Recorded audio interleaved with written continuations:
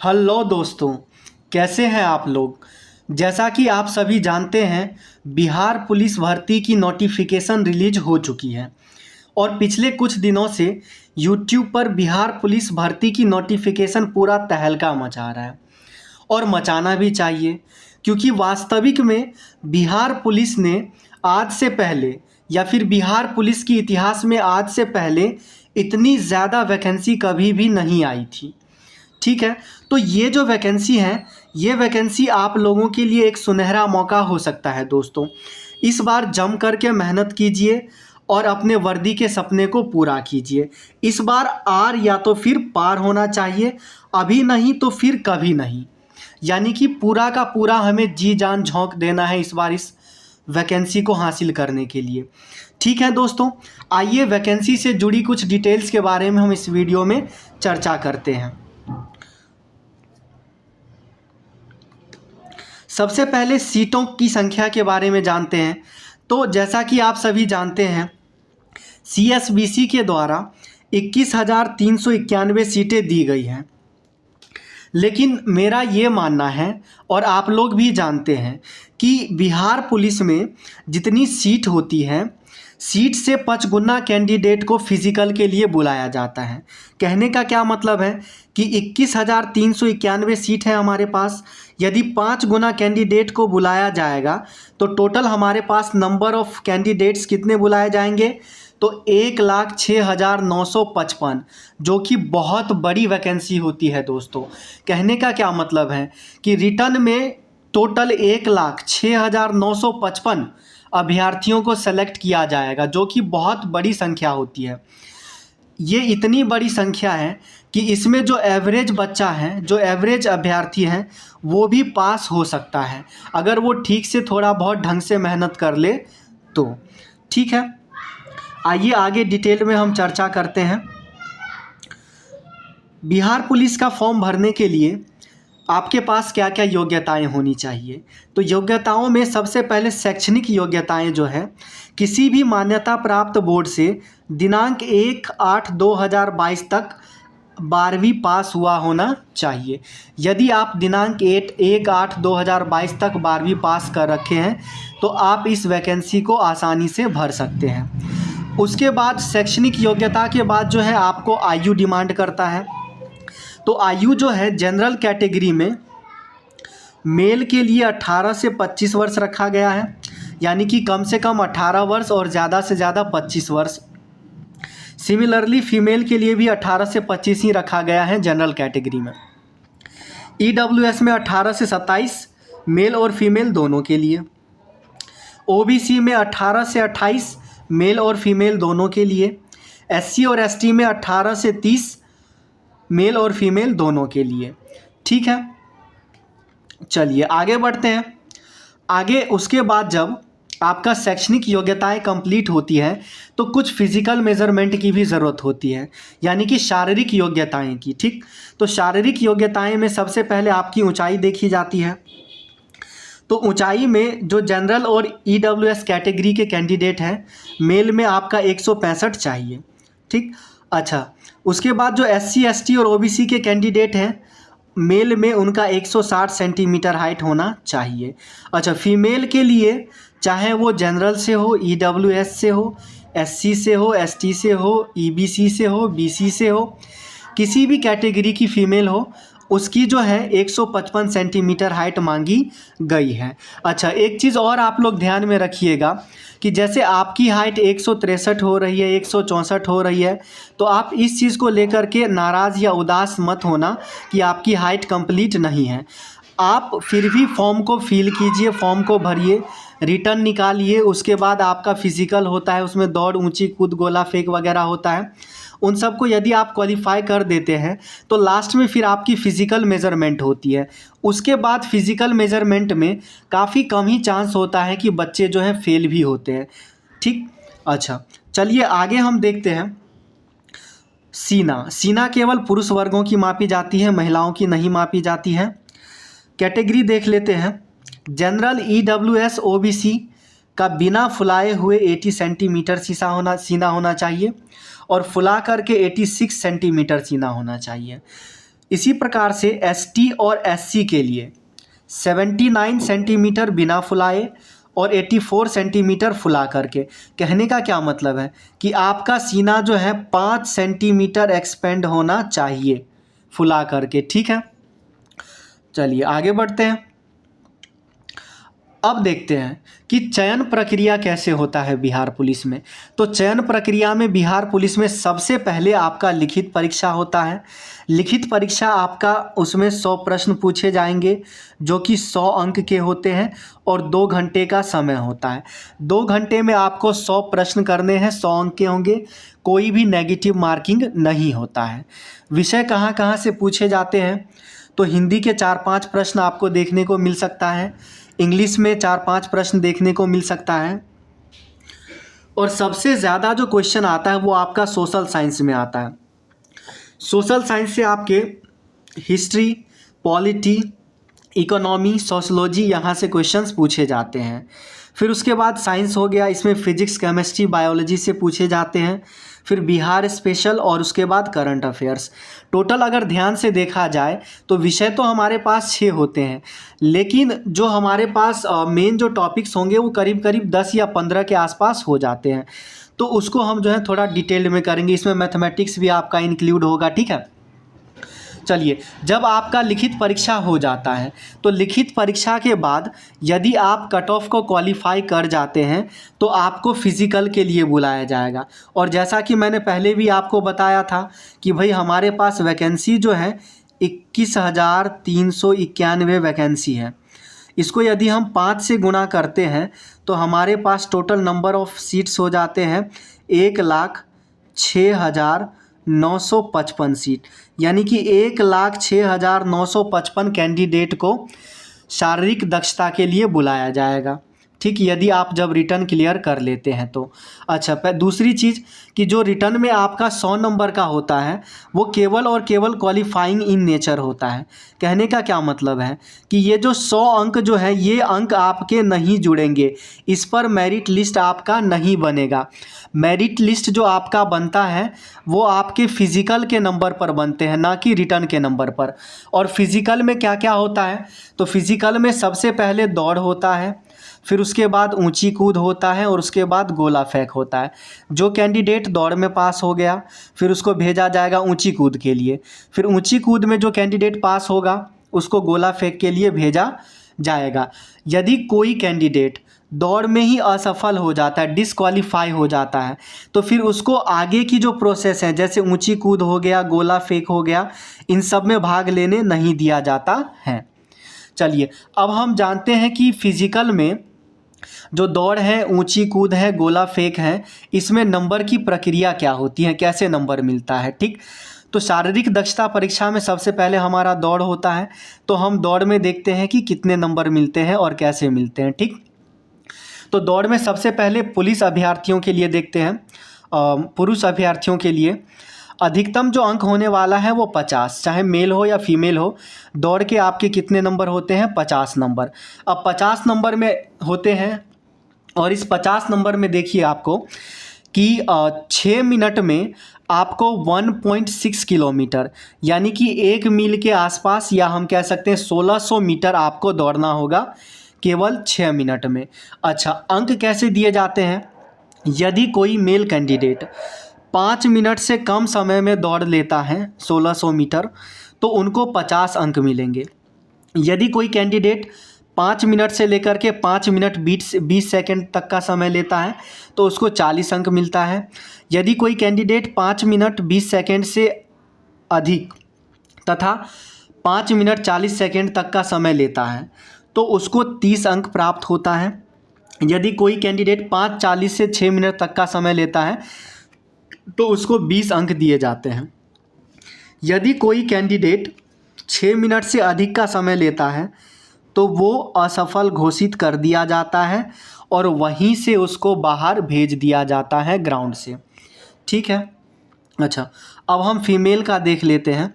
तो फीमेल में देखिए क्या क्या प्रोसेस होता है।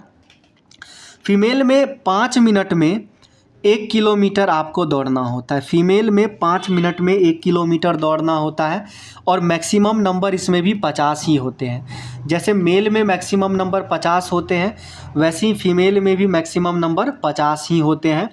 मेल को 6 मिनट में 1600 मीटर दौड़ना होता है और फीमेल को 5 मिनट में 1 किलोमीटर दौड़ना होता है, यानी कि 1000 मीटर। क्लियर है। अब फीमेल का देखते हैं।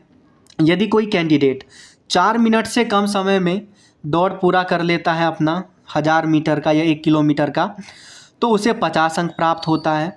4 से लेकर के 4 मिनट 20 सेकेंड का जो समय लेता है उसको 40 अंक प्राप्त होता है। 4:20 से लेकर के 4:40 तक में यदि कोई पहुंचता है तो 30 अंक मिलता है। 4:40 से लेकर के 5 तक में यदि कोई फीमेल कैंडिडेट पहुंचती है तो उसको 20 अंक प्राप्त होता है। अगर 5 मिनट से अधिक समय कोई फीमेल ले रही है तो उसको असफल घोषित किया जाएगा और वहीं पर उनको ग्राउंड से बाहर भेज दिया जाता है। दौड़ के बाद फिर आगे की प्रक्रिया के लिए उनको नहीं भेजा जाता है, वहीं से उसको वापस घर भेज दिया जाता है। ठीक है, दौड़ हमारा कंप्लीट हो चुका है। उसके बाद जो कैंडिडेट पास होता है तो दौड़ के बाद उसको आगे भेजा जाता है ऊंची कूद के लिए, हाई जंप के लिए। ऊंची कूद में देखिए अधिकतम जो है ये 25 नंबर का होता है ऊंची कूद। ठीक, और अधिकतम ऊंचाई पुरुष के लिए जो है 4 फीट का होता है। पुरुष को 4 फीट की ऊंचाई तक कूदना होता है। ठीक, अब देखते हैं। यदि कोई पुरुष 4 फीट टोटल कूद जाता है तो उसको 13 अंक मिलता है। 4 फीट 4 इंच कूदता है तो उसको 17 अंक मिलेंगे। 4 फीट 8 इंच पे 21 अंक मिलते हैं। 5 फीट और 5 फीट पर 25 अंक, यानी कि पूरे के पूरे नंबर मिल जाते हैं। और महिलाएं अभ्यर्थियों के लिए जो है, महिलाओं के लिए 4 फीट रखा गया है। ठीक, अच्छा, और न्यूनतम कितना होता है 3 फीट, कम से कम 3 फीट होता है और अधिक से अधिक 4 फीट होता है। तो देखिए यदि कोई फीमेल 3 फीट कूदती है तो उसको 13 नंबर, 3 फीट 4 इंच कूदती है तो उसको 17 नंबर मिलेंगे, 3 फीट 8 इंच कूदती है तो उसको 21 नंबर मिलेंगे। और कोई फीमेल यदि 4 फीट कंप्लीट कर जाती है तो उसको टोटल पूरे नंबर मिलेंगे 25 अंक। यदि कोई फीमेल 3 फीट से कम कूदने में असफल होती है तो उसको फिर वहीं से डिस्क्वालीफाई कर दिया जाता है। हालांकि ऊंची कूद में आपको 2-3 बार मौका दिया जाता है कूदने के लिए। ठीक है, चलिए आगे बढ़ते हैं। जब कोई कैंडिडेट ऊंची कूद भी क्लियर कर लेता है तो आगे उसको फिर गोला फेंक के लिए भेजा जाता है और गोला फेंक भी टोटल 25 नंबर के होते हैं। तो देखिए दोस्तों, सबसे पहले दौड़ होता है, दौड़ आपका 50 नंबर का हो गया। उसके बाद आपका होता है high jump, high jump 25 number का हो गया। फिर उसके बाद होता है गोला फेंक, गोला फेंक आपका 25 नंबर का होता है। तो ओवरऑल आपके कितने होते हैं 100 नंबर, और इसी 100 नंबर में से आपके जो है मेरिट बनते हैं, इसी 100 नंबर पर आपके जो है मेरिट बनते हैं, फाइनल मेरिट। ठीक, फिजिकल के ही नंबर पर आपके फाइनल मेरिट बनेंगे, रिटर्न के नंबर पर आपके फाइनल मेरिट नहीं बनेंगे। ठीक, चलिए देखते हैं इसमें हम आगे। यदि कोई पुरुष 16 फीट से 17 फीट तक अगर गोले को फेंक देता है तो उसको 9 अंक मिलता है। यदि कोई पुरुष 17 फीट से 18 फीट तक फेंकता है तो उसको 13 अंक मिलते हैं। यदि कोई 18 से 19 फेंक पाता है तो उसको 17 अंक मिलेंगे। 19 से 20 वाले को 21, और 20 से ज़्यादा यदि कोई फेंकता है तो उसको 25 अंक पूरे मिलेंगे। और महिला अभ्यर्थियों के लिए जो है, यदि कोई 12 से 13 फेंक पाती है तो उसको 9 अंक मिलेंगे। 13 से 14 फीट फेंकने वाले को 13 अंक मिलते हैं। 14 से 15 को 17 अंक मिलते हैं। 15 से 16 को 21 मिलते हैं।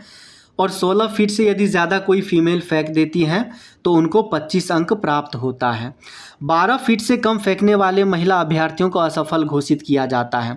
अच्छा, कई सारे केसेस में देखने को मिला है कि महिला अभ्यर्थी दौड़ भी निकाल लेती है, हाई जंप भी निकाल लेती है, समस्या उसको गोला फेंक में होता है। ठीक है, तो इसका भी आप लोग थोड़ा ध्यान रखें। बाकी फ़िज़िकल की तैयारी हमें कैसी करनी है, क्या करना है, मैं इस पर भी आप लोगों को वीडियो दूंगा, वीडियो प्रोवाइड करवाऊंगा, जिससे आप लोग अभी से ही फ़िज़िकल की तैयारी भी करने लग जाएंगे।